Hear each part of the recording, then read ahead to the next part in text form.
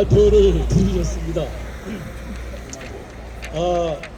이제 발언자의 순서는 모두 마치고 지금까지 이렇게 발언했던 모든 것을 함축성 있게 우리가 성명서로서 만들었습니다.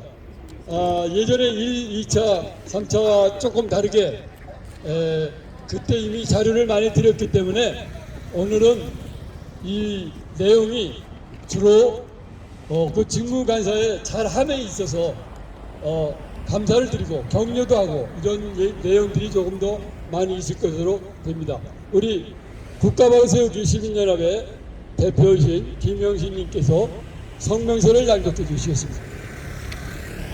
이 성명서는 집회가 끝난 다음에 감사원으로 전달할 것입니다. 이 소리가 좀 작은 것 같은데, 대한민국의 정의와 원칙을 세우고자 올바른 감사를 위한 노고에 심심한 격려를 듭니다.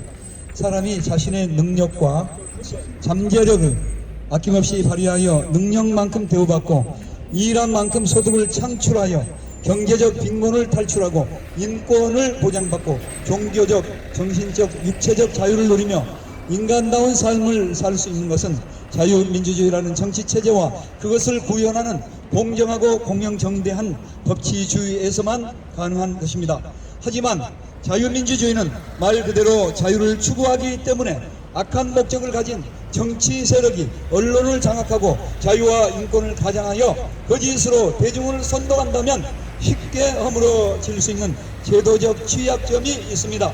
그래서 자유민주주의 체제와 공정한 법치주의라는 제도가 좋은 것이지만 자유민주주의가 위협을 당할 때는 목숨을 걸고 그것을 지키고자 하는 국민들의 의식과 의지가 중요한 것입니다.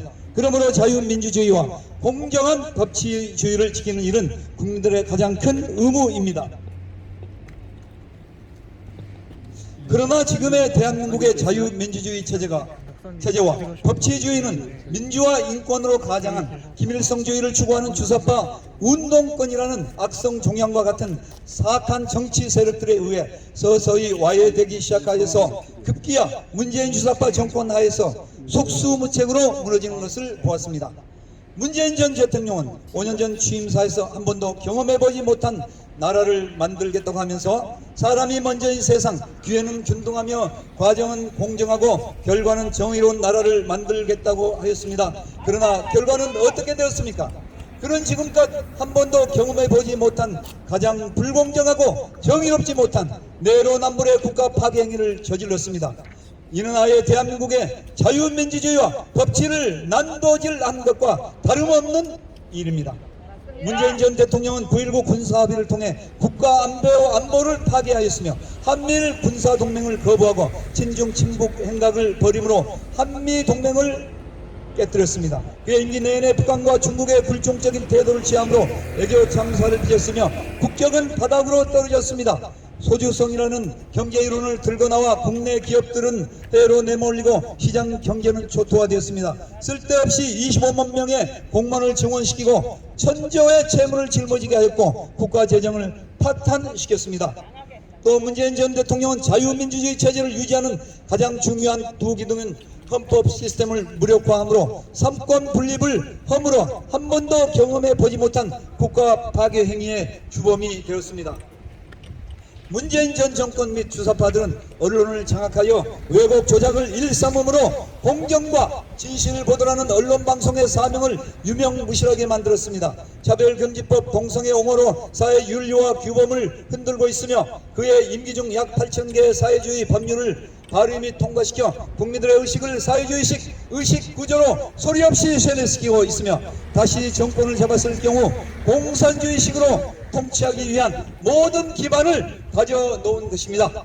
문재인 전 정부는 향후 100년 동안 약 2,000조 원의 국민의 먹거리인 세계 최고 기술에 멀쩡하게 잘 나가는 원전을 해체시키고 태양광에 약 12조라는 엄청난 돈을 쏟아부었습니다. 그러나 당시 최고업자였던 모범기업인 한전은 현재 약 20조의 적자로 허덕이고 있으며 원전은 심대한 타격을 입었으며 세계 최고의 실력을 갖춘 원전 기술자들이 사우디와 중국 등으로 빠져나감으로써 원전 생태계를 복원하는 데는 10년여의 긴 시간이 걸릴 것으로 전망하고 있습니다.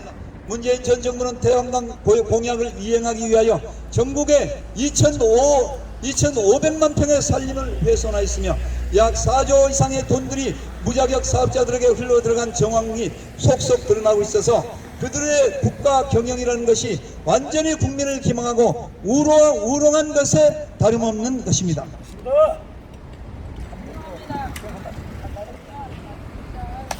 이뿐 아니라 문재인 전 대통령은 국제협약을 위반하고 비밀리에 약 10조 원이 넘은 돈을 세탁하여 북한에 송금한 정황이 수사기관을 통하여 속속 드러나면서 이것이 사실로 밝혀진다면 문 대통령 그의 간첩행위로 인하여 이적죄와 국가 반역죄로 처벌받는 것을 피할 수 없을 것입니다. 만약 미국이 이를 위반한 대가로 세컨더리 보이콧을 한국에 부과한다면 우리나라는 수십 년을 후퇴할 수 있는 엄청난 경제적 타격을 입을 수 있다는 우려의 소리가 높습니다.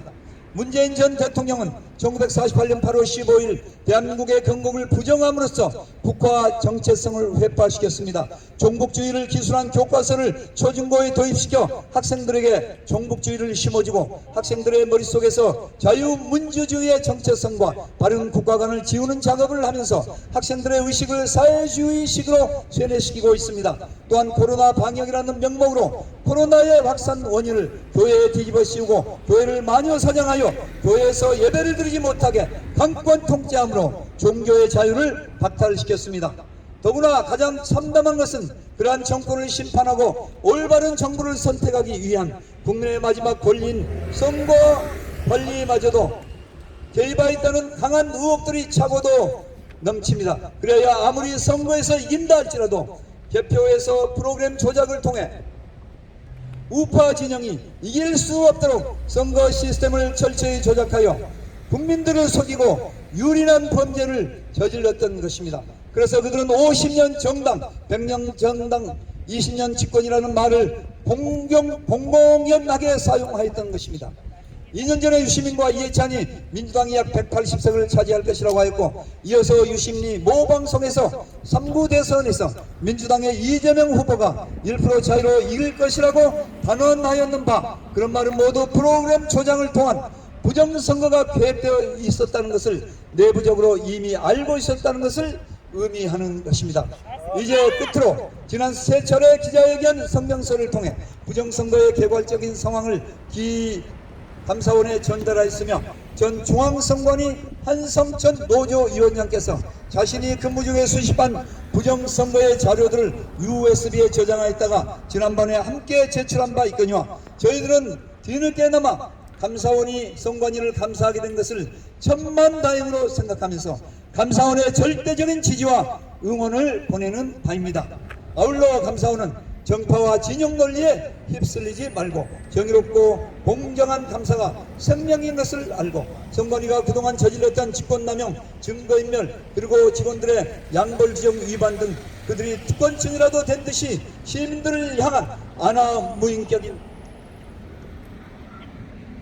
근무 태도 등을 총체적으로 감사하여 반드시 검찰에 수사 의뢰하도록 해야 할 것입니다. 끝으로 감사원은 정파와 진영 논리에 휩쓸리지 않을 고든 기관이라고 믿고 있습니다. 지금 공정과 정의를 갈망하는 절대 다수의 국민들이 감사원을 주시하고 있으며 또 기대도 하고 있기에 이 감사원 임직원들은 자초 직전에 대한민국을 구한다는 살신성인의 정신으로 선관위 감사에 일심동체로서 임해 주시기를 바랍니다. 2022년 9월 29일 국가 바로세우기 시민연합 대표 김영신 의회 회원 일동 이상입니다.